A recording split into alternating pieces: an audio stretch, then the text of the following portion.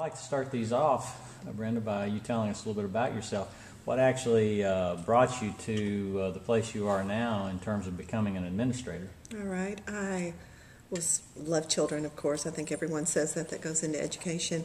I ended up being a primary teacher, and at that time you had to get a kindergarten endorsement. Mm-hmm. So I had anywhere from 10 to 15 hours of early childhood, which I guess is replaced now by the ICE, certification, some of those. But I spent 19 years as a kindergarten teacher, the last 3 being a multi-grade. I had a kindergarten and first grade split.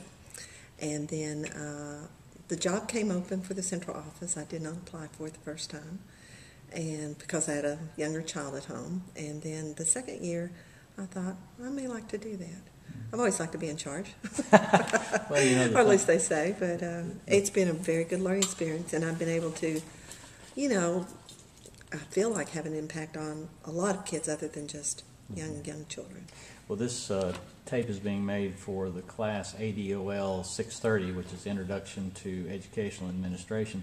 Okay. So most of the folks who are watching this are budding young administrators, and most of us have talked about this. And of course, I think when I talk to people about becoming administrators, I say that's really the place where you can make some change. Right, you can. And you can make a difference in the lives of the students.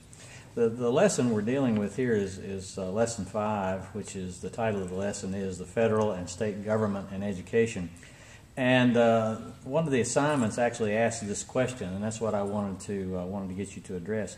Why has the federal government, until recently, taken such a hands-off approach to public education?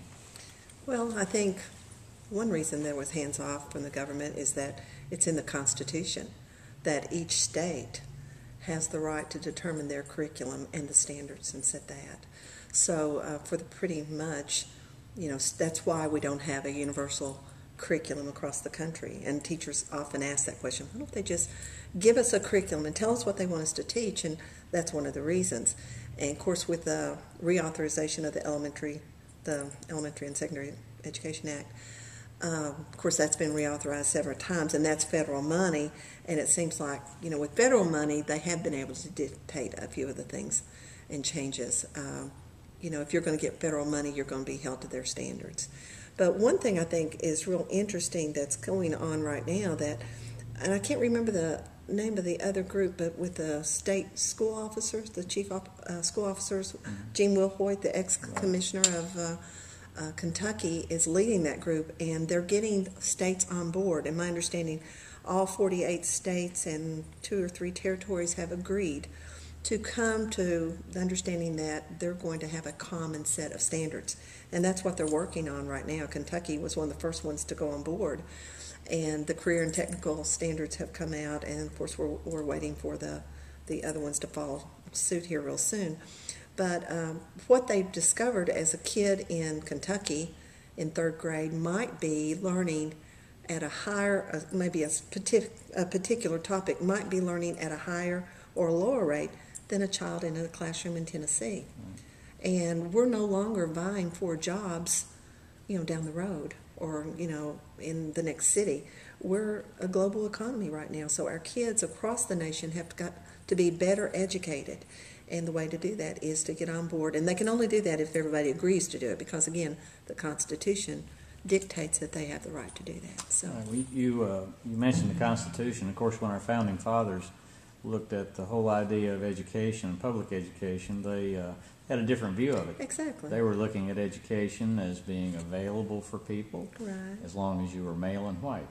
Right. Right? Exactly. And we face a totally different system now, and it makes more sense, right, for the states and for the federal government. We're so much more populated, right, and like I say, we've got, I'm thrilled that they're doing this, and that with the standards, I think if, you've never seen any state compared in No Child Left Behind. They'll never compare Kentucky to Tennessee, and each state was allowed to develop its, definition of proficiency, if you will. Kentucky happened to be very aggressive and keep that definition of 100 that they did with their CATS testing. Tennessee, maybe another state, might have had a lower rate. So, you never can compare them. You're comparing apples to oranges. This would maybe help us get online to get something consistent across the country. And it's ultimately to help that individual child in each state.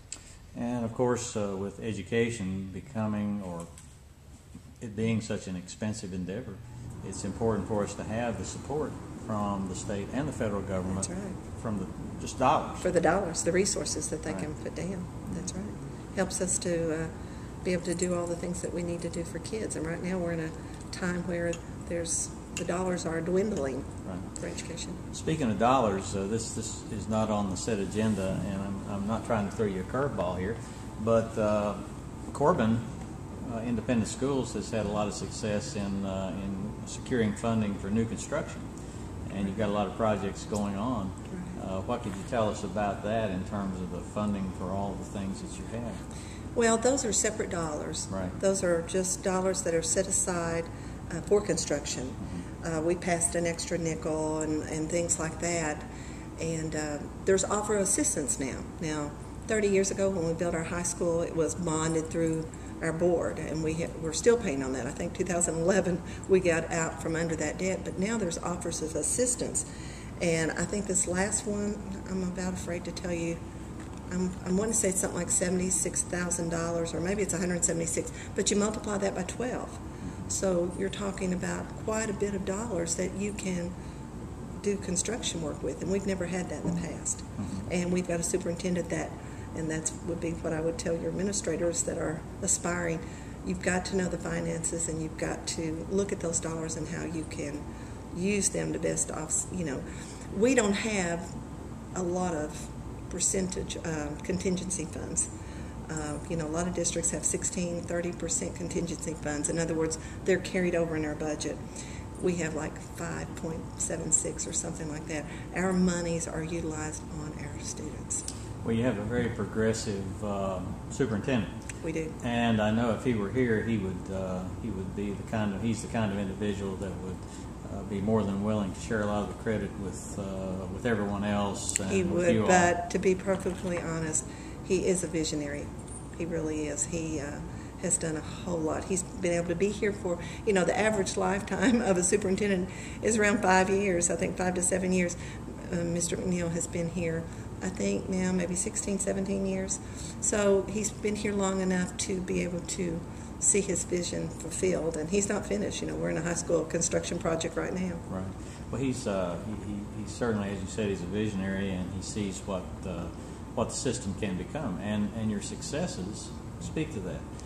You have quite a few successes. I know you've had some great success in your middle school. We have. Middle school has, and typically in times where middle schools are failing, ours has continually gone up every year.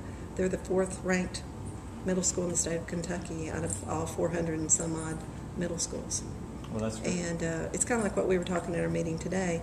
You can buy any program and just spend and grind your wheels on getting the quick fix, if you will.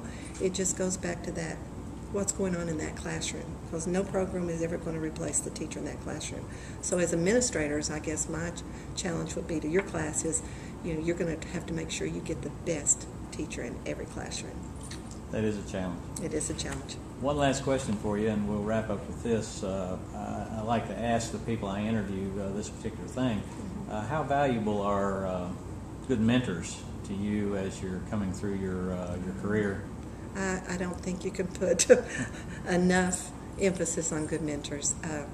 Right now, of course, the mentoring program that Kentucky developed a while back, with the resource teachers, has been wonderful, and it's great to be able to hook somebody up in the same grade level, the content area.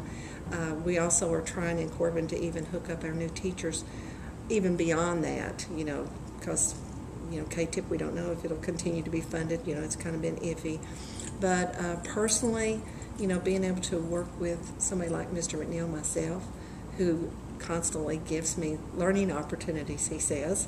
Some of them have been distasteful, but in helping me and guiding me through things like that, I just don't think, I would be the person I would be today if I hadn't had somebody like him allowing me to have opportunities and guiding me through it.